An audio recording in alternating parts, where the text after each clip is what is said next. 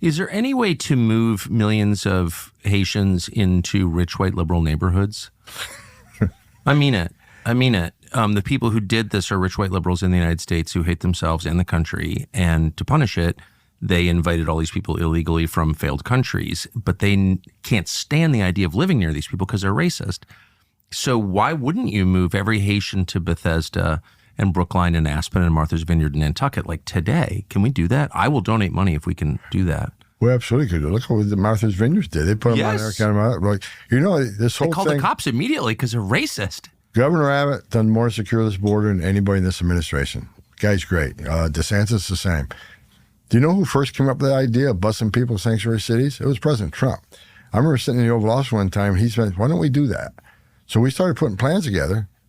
But the Remain in Mexico program was such a game changer, we couldn't fill a bus up if we wanted to.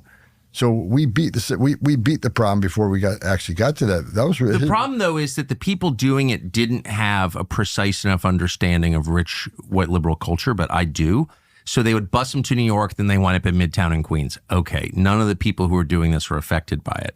But I could give you a list of zip codes where, like, Tony Blinken lives and stuff like that, because I know that world.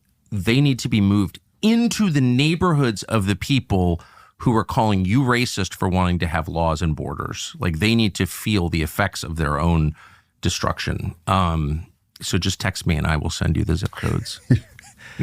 I mean it too. Because what happened is they opened the borders and then all these people like moved to Jackson, Wyoming, to the least diverse zip codes in the country. They literally ran to the hills to get away from diversity.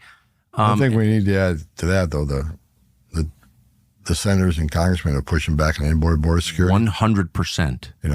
Moving illegal aliens right outside of the Vice President Kamala Harris's residence, that was a game changer too. So I think not only those who are well financed, how about the politicians who are pushing back against any form of enforcement of our border laws? Well, that's why Bernie Sanders needs a ton of Haitians in Vermont, because it's blindingly white. It needs to change. I couldn't agree more.